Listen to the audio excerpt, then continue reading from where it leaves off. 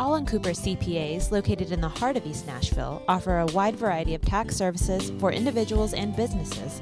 Contact them at 615-257-0646 and visit their website, allcooper.com, for a full list of services. Well, coming up next on Political Soup with Crom Carmichael, we're going to talk about two states that are a lot alike and yet terribly different. Won't be hard to figure those two out. Also, a look at the tax tables. Just exactly what does it mean when we say tax tables and who falls where? And we'll close up today talking about lawyers or the diminishing number of new ones. All that and more coming up next on Political Soup. If you want to feel the wind blowing through your hair and see the great city of Nashville at the same time, check out Nashville Scooter Tours. Trekking through the downtown streets to Music Row with Nashville Scooter Tours is safe, eco-friendly, and a whole lot of fun. They use Xenon electric scooters that go 55 miles on a single charge. Find out more by calling 615-290-5563 or book your reservation today at NashvilleScooterTours.com. Talkapolis, the social media TV network for your city.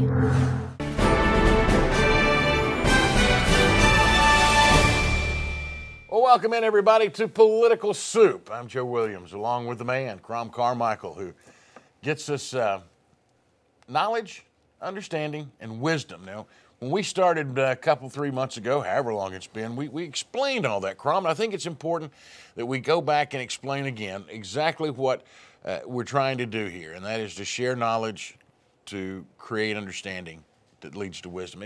That's something that you taught me, and I'm just going to leave it to the master to explain. Well, if you look at it in reverse, we'd all like to have wisdom. Okay. Okay. But you cannot have wisdom unless you have understanding.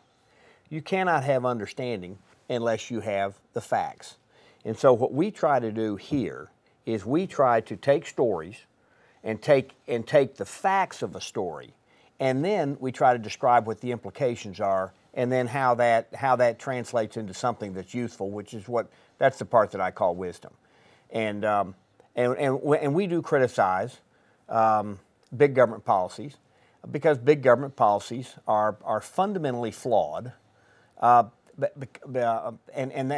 we try to explain that by showing that this was a policy, it didn't work, so that's the end game. But why didn't it work? And then so we kind of go in reverse until we get back to the facts and then move it forward again. So that's what we're trying to do here is try to help people be able to draw correct conclusions about public policy, not so much in their personal lives, but generally speaking, public policy at maybe the federal, the state, or the local level. Well, if you want to draw some conclusions on any level, let's look at the state level, because this one has kind of intrigued me greatly, Crom. An interesting article earlier this week, I guess from the Wall Street Journal, explaining about jobs in Texas and California and energy production in those two states. And you've got some interesting numbers with this. Well, let's look at the two states and as a bit of an oversimplification, but only a bit. Texas is a pretty darn conservative, very pro-business state. California, on the other hand, is a very liberal, anti-business state. Now, are there a lot of very, very wealthy people in California? Yes, there are. But the wealthy people in California, by and large, support Democrat policy. Democrats claim that they are for jobs, that they want to increase the number of jobs, that they want to see the middle class incomes go up. That's what they claim. So now, once again, let's go back. Let's look at the facts and see if the facts support that conclusion. Okay. Texas is a state that has a great deal of energy that is yet to be exploited. Right. California also has a great deal of energy that has yet to be exploited. Texas is exporting their energy and, in fact, has doubled production of oil and gas in the last 8 years. California has just as much energy to exploit, and their production has actually gone down. The average energy job, the average job in energy, is a $100,000 a year job. In Texas. In Texas. Their unemployment rate is 6.4%. California, even though the national average is 7.5, California's is 9.4. So you would think that California politicians would be looking for ways to increase employment. But yet, politicians and judges and activists are doing everything they can, successfully I might add, to keep California from exploiting its energy. But is that not an indication of they've made a conscious decision in California that Mother Earth comes first? I mean, that's the mantra is that we can't do the exploitation, if you will, of the energy sources that are under the ground for fear of spills and what it will do to the ecosystems and to our environment. They'd much rather have solar panels and wind energy and this kind of thing, rather than increase or hope or try to push a carbon footprint increase on everybody. They'd rather have unemployment than to endanger Mother Earth. You know, Joe, that's what they try to say now. But let's go back once again. Let's try to get our facts straight. Okay. Back in the 70s, the liberals were complaining about global cooling. Then they changed that when it didn't get cold. Then they changed it to global warming. Well, now it's not getting warm, so now they've changed it to climate change. So that even if you have a cold day, it's because of the carbon footprint. If you have a hot day, it's because of the carbon footprint. So they want to have their cake and eat it too. Now, also, the Greenies also, it wasn't long ago, they said, we're going to run out of fossil fuel, so we need to conserve the fossil fuel that we have. Well, in the last 10 years, the amount of fossil fuel discoveries of previously undiscovered fossil fuel has just gone through the roof. And now the same Greenies that were claiming, oh, woe is us, we're going to run out of fossil fuel, are now complaining we're never going to run out of fossil fuel. And so what you really have to ask yourself is, then what are these people about? And they're about government power. They're not about helping the average person. They're not about lowering the cost of energy so that everybody can prosper. They're not even about global warming, because now we know that global warming isn't happening. Now let's be clear about something else. We are not talking about clean air and clean water. We're simply they're talking about CO2, which is what we exhale. And so what you have is you now have the emperor has no clothes, as it were, when it comes to the left in energy. But what is sad is it isn't the activist leftists who by and large are already wealthy, they're already taken care of, or they're government employees. They're just fine. It's the average person who's looking for work, who's not being allowed to take a job that would be there if the Greenies and the activists would just simply get out of the way and let the market work. And so that's the takeaway on the comparing Texas and California in terms of their energy policy. That's one of the things you talk about, the carbonate that used to kill me. I'm sorry, but I would say that 90% of us don't have the carbon footprint of an Al Gore.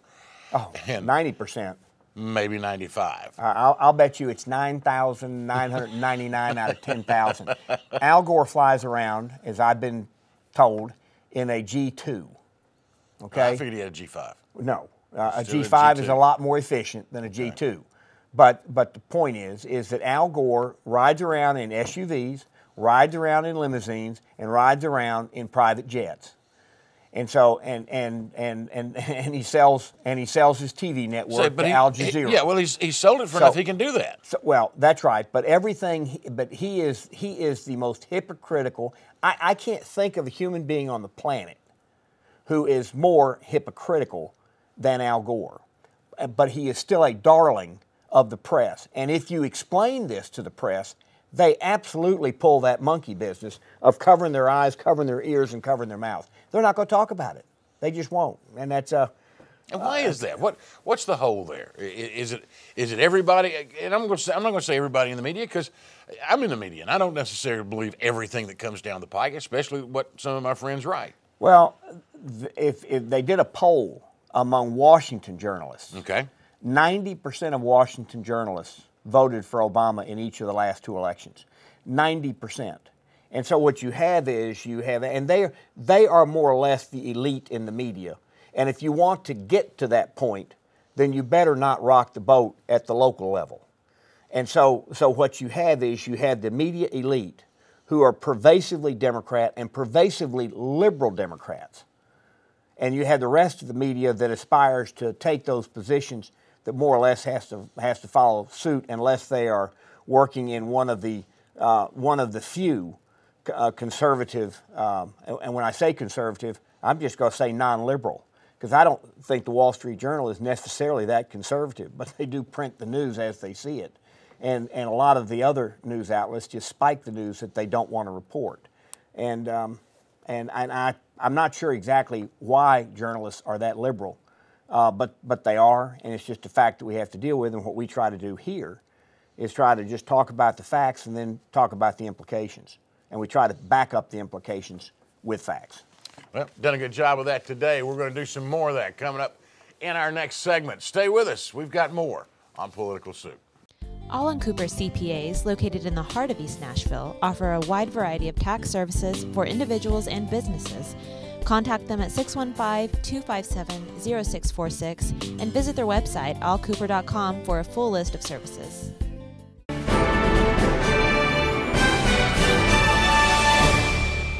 Well, welcome back, everybody, to Political Soup. Joe Williams, Crom Carmichael, as we make our way through another edition of Political Soup. We're mighty glad to have you with us. Hope you'll keep watching, check back often, because obviously you can take us with you.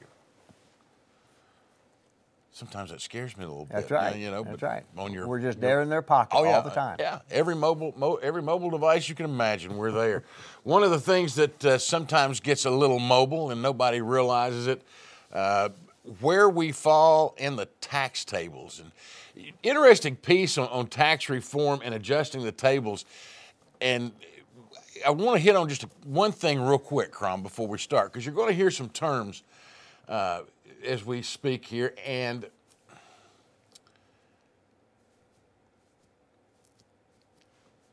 if you've been through the 8th grade or so, these should be easily refreshed for you.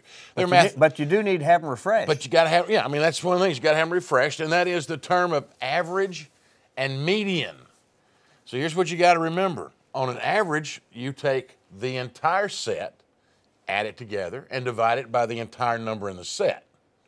So if you've got 100 and 10, two numbers, you got 100, you got a 10, your average is 55. That doesn't sound too bad unless you're the 10. The median, instead, is the number that falls in the middle. If it's a string of 10,000 numbers, whatever falls in the middle is the median. And the reason, with the 5,000. In other words, the 5,000th number would be the median number. It is not the average, and there's a huge difference between the two. And I think this story really, you got to say that on the front end. Well, I will say this. I didn't know that until I read this story. Now, I know that tax reform is something that we need badly. And I know that we need tax reform because our tax code is so complicated that we spend $300 billion a year complying with it. That is $300 billion of absolute waste. Mm-hmm. So for that reason and that reason alone, you need to have the tax code reformed. Now, what people talk about, but then they don't do anything about it, I'm talking about now politicians, is they say, yes, we need to make it less complicated. Okay, well then let's make it less complicated. Let's reduce the rates and do away with the deductions. But here's what's interesting. What they do is they divide the population into what they call quintiles or fifths. Right. You have the top fifth, the bottom fifth, and then 3/5 in the middle. Now, when they start talking about average, this is fascinating. The average adjusted gross income on all tax returns, according to the JEC, which is the Joint Economic Committee. Okay, so it's supposed to be a nonpartisan group. Both houses of Congress. They're just supposed to supply information. Now, what they do is, and I'm going to take a digression here. Sometimes, if Congress says to that committee, "I want you to say that 2 + 2 = 7," it will do that because it's been told to do it. Sure. But in this case, I think this is accurate. It says that if you average all the income tax returns, the average is $59,800. But the median is $32,200, which means that if you take 100 million tax returns and you add up all the money and divide it by 100 million, you end up with 59,800. But the 50 million, the one that's the 50 million guy, is 32,200. So there's a vast difference between the average and the median is what we ought to be trying to come up with policies that we drive up. What we talked about in the previous segment on energy. Yep. $100,000 jobs drives that median up. It helps people who are in the middle class become wealthier. Yes. And that ought to be a goal. Now, having said that, though, it even goes further. It talks about here that you have 60% of households in the lowest quintile. Now, that's the bottom fifth. 60% moved into a higher income group between 1999 and 2007. Now, just in an 8-year period, the 60% of the people on the bottom moved up. But here's what's really interesting. While 40% of households in the top quintile moved into a lower quintile. Now, this gets into this whole question about, well, let's tax the top 1%. And the way the media portrays it, and the way those who want to tax the top 1% portray it, you'd think the top 1% are the same people every year. So let's just tax those same one people every year. And in 10 or 12 or 100 cases that are well known and well publicized, that's a correct statement. Yeah, Warren Buffett is always going to be there. Gates is always going to be there. Those folks are always going to be there. But if a farmer sells his farm for $5 million, in that 1 year, he shows up with $5 million of income, puts him in the top 1%. That farm might have been in his family for 50 years. Or 150. Yeah, but anyway, the point is that he's been toiling the soil, making $100,000 a year, maybe, $150,000 a year, maybe, which is good income, but certainly isn't rich. But then that 1 year, he makes it in the top 1%, which means that the top 1% is always culling only from the highest income earners. Now, the reason this all matters, once again, getting back to our, well, what are we trying to say here? Is that if we want the income for the median people to go from 32,000 to 50 or 60,000, then what we have to do is we have to have better paying jobs, which means better producing jobs. Now, the top 1% are now paying 37% of all the income taxes. Back in 1980, they were paying only 17%. Okay? So even though we've cut tax rates, they've increased the amount that they're paying in taxes. And so what we should want to do is we should want to encourage the top 1%, which we recognize every year it's a different group. So the top 1% that we're really targeting might not be 1% of the population, it might be 10% of the population that has wealth. Right. We want those people to invest their money in businesses that create better paying jobs. That's what we should want our tax code to incentivize. That is not what we are incentivizing. And so the story here was fascinating to me because it showed some things that I was completely unaware of, and that is the difference between average and median. And then the amount, I knew there was mobility between income brackets or income positions. I just didn't realize it was as great as it is. Sure. And then the final takeaway is that if we want to move people from part-time employment where we have, as we said earlier, 8 million, and we want to move those people into full-time jobs where they're making more money and they're able to live better and become financially independent by the time they retire, we need to have a much greater level of investment. And you're going to get the investment by reforming the tax code and making investing a more lucrative or a less risky proposition. Now, real quick, 8 million part-time jobs. Yes. New part-time jobs. I thought our net was 8 million jobs. That's right. So what we've done is we've created on net 8 million part-time jobs since the Obama presidency began.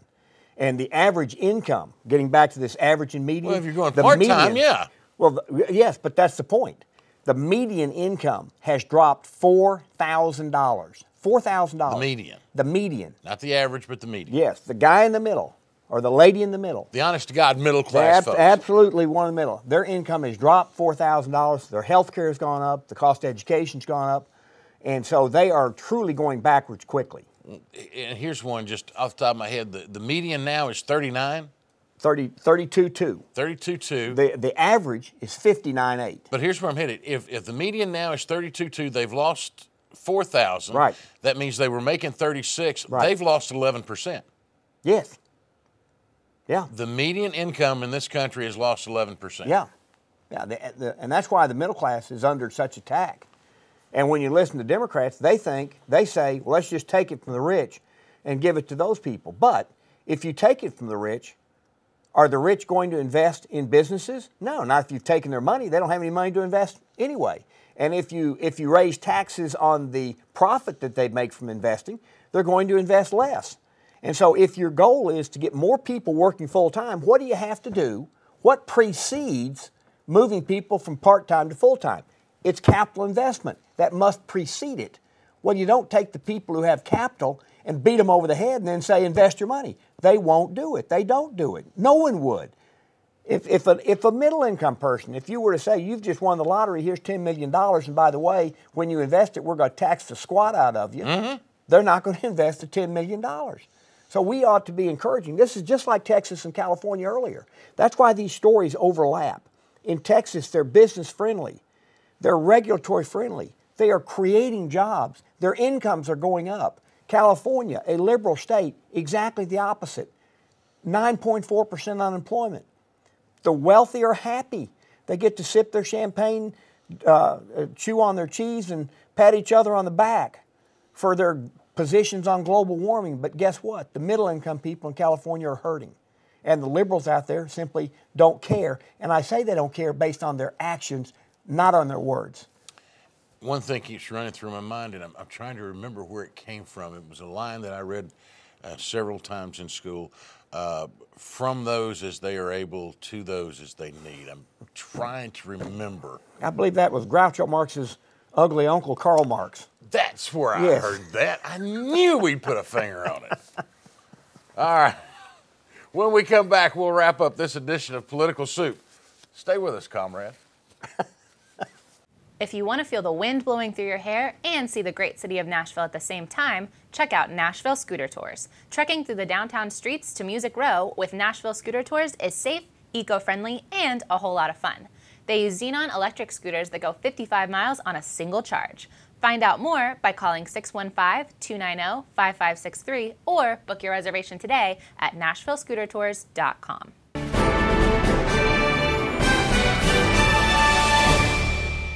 Well, welcome back, everybody, to the final segment today of Political Soup. This is the one and only great Crom Carmichael. I'm just you know how much I pay you to say that. It's just more than I can possibly stand. I was going to say, my banker's still looking. I am just the talking head, Joe Williams. As we wrap this up, I think we're both. We've covered a couple of things that just I sit back and just shake my head and go, really? And I think we're going to close out in many ways the same way because, Crom, you talk about knowledge, understanding, and wisdom. You always hear me scream about common sense and unintended consequences, and I'll be doggone if we don't have another example as we follow up on a couple of things that we've talked about before. Specifically, let's talk a little bit more about the Affordable Health Care Act, better known as Obamacare, and the latest unintended consequence that has leapt from one of the 30,000 or so pages of bill and regulation. This is a great article about, as you say, the law of unintended consequences. In Obamacare, buried in the legislation, is a section that says to hospitals, if you readmit a patient within 30 days of their being discharged, then that's your fault, because the assumption there is that you did a lousy job when they were in the first time, and so therefore we're going to deduct revenue that we're paying you if that patient has to come back. Right. Now, the underlying assumption is, which is the knowledge part, the underlying assumption is hospitals, if they do a good job the first time, they won't have to readmit, okay? The human body is not like an automobile.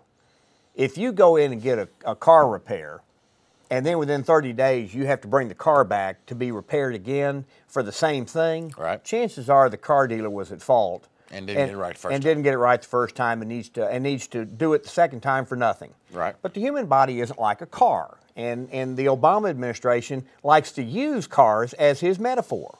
And so do the people who work in Obamacare. Cash for clunkers. Yeah, well, but I'm just talking about the metaphor for health care. I'm talking about my body Yeah, being well, a okay. clunker. All right.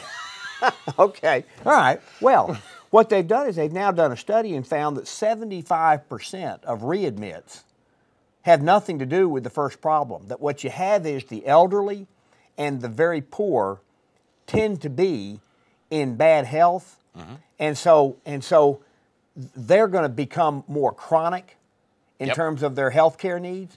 Now, here's what happens, though, the law of unintended consequences. If a hospital keeps a patient in the emergency room and not admit them to the hospital, then if they discharge somebody directly from the emergency room, then they've never been, it's not an admission, so it doesn't count against them.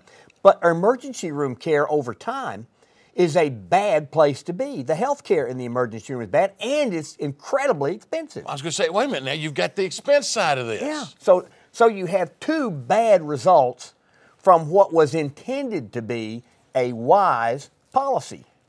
Now, here's my other question for you. I'm going to stop you there because typically, when you wind up readmitted for the same issue, your doctor looks at you and says, you know, I probably should have kept you a day longer or a day and a half longer, but the requirement was, you know, it's this procedure, it's a 2-day deal, and we don't care their complications. They leave in 2 days. Well, if I'd have kept you 3, if you'd had another day of intravenous antibiotics, for example, we wouldn't be here 21 days later. But no, they forced me to discharge you. Now I'm going to get popped because they didn't follow my recommendation to begin with, and now you're back. Yeah, and a doctor can jump through a bunch of hoops if they want to keep one more day, but that also puts a lot of their payment at risk too.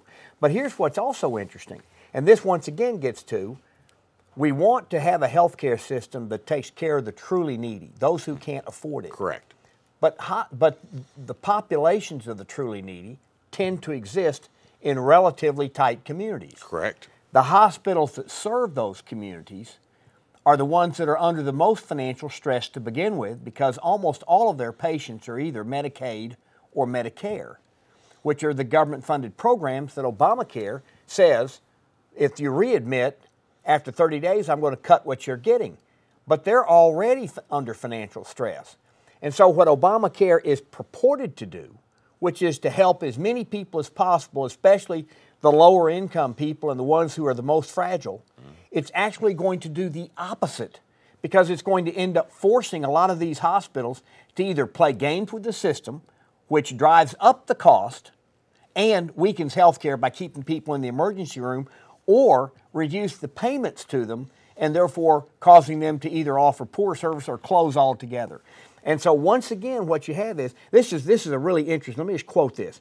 Our recent nationwide study at Harvard Medical School found that Medicare penalties for hospital infections deemed preventable failed to reduce infections. Instead, the penalties contributed to misleading coding to give the appearance of fewer infections. What's more, numerous studies have shown that paying doctors extra money for individual quality metrics like treating high blood pressure rarely, if ever, work. Now, here's what's so fascinating about this.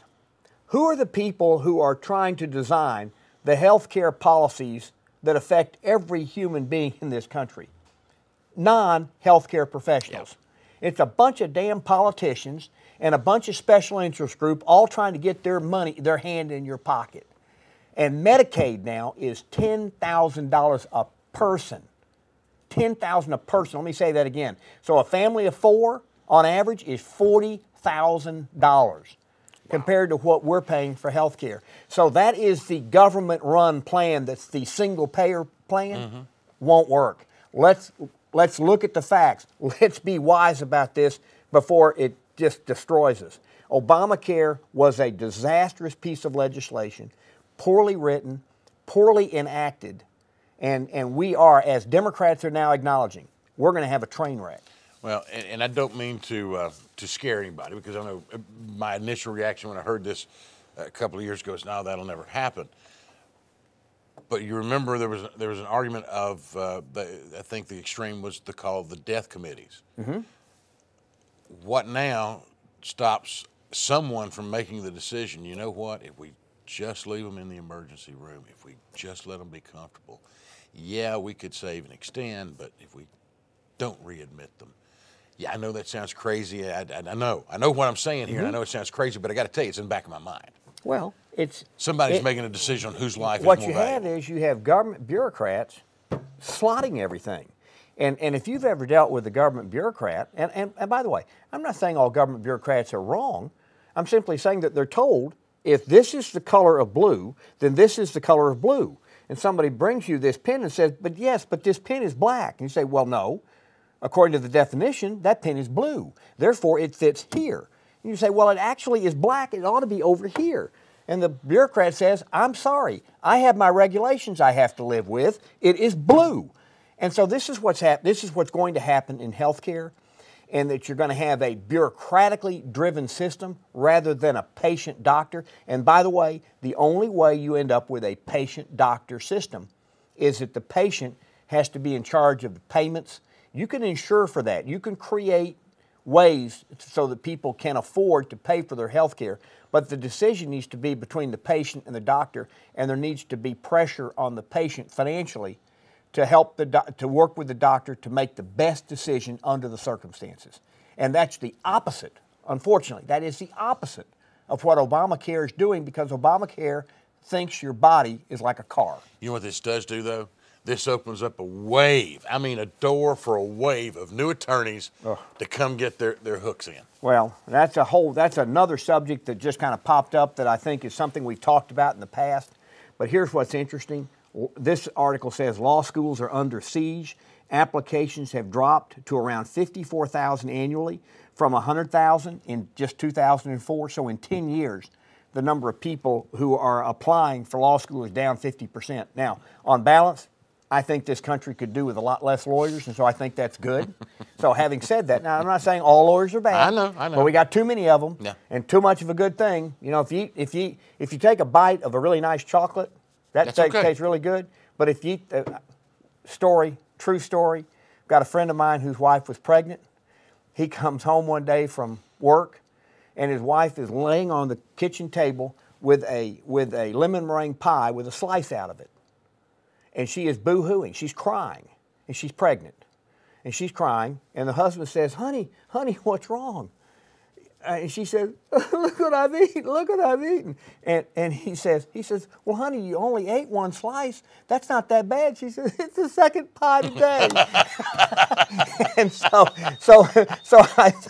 I say that only to say, you know, one slice of pie, there are need for some lawyers, but we don't need to have the second pie today. I was going to say, be real careful whose big toes you might be stepping on here. So what this article is talking about, though, is how the mega law firms with the super important lawyers, the charging immense fees, by the way, and they charge it to really rich corporations and rich individuals, and they're able to charge that amount of money because they're trying to help the big rich corporations and the rich individuals comply with all the government regulations. And what this article is saying is that the companies like LegalZoom and these other consumer-driven legal sites where you can go and just download the contract, that's killing the small lawyer business. But the lawyer business that's thriving is the big law firms, and it's saying in here that some of these law firms where the partners draw multi-million-dollar salaries a year, the partners, one of them says partners drew a staggering $7 million per year. So here's what's interesting, though. How are they making all that money? They're helping people comply with Obamacare, Dodd-Frank, and a bunch of other tax codes and a bunch of other really stupid pieces of legislation passed by Congress that are so complicated and so burdensome that the risk of falling afoul of a regulation that you don't even understand is so great that you're willing to pay immense legal fees. Sure. Now, so what that does is it hurts your shareholders, it hurts your customers, or it hurts your employees, and it benefits a bunch of very, very wealthy lawyers. So, what's the takeaway here? What's our end game? Our end game is recognizing that we have some really bad, costly legislation that we need to do away with, and that helps the average person. It may hurt the rich lawyer, but that's okay. They can be hurt. It helps a multitude of average people. You know what I'd really love to see? The firm that had the $7 million bonus at the top. I would love to see the average and the median. Boy, For the top partner and the first-year associate. Wouldn't you love to see the differences or even there? the employees. Oh, count all the employees in the law firm. paralegals. And Yes. No. That would be ugly. That's a great point. That would be ugly. All right, that's going to do it for this edition of Political Soup. Crom, thank you so much. As always, insightful. I think we got some knowledge, some understanding, and hopefully some wisdom out of this. Well, enjoy today. It's been good. We'll see you back next week. We say next week. Next week. Next week could be tomorrow for us. You never know. For Crom Carmichael, I'm Joe Williams. Once again, thank you so much for joining us on Political Soup. We hope you'll come back and see us again. Have a great week.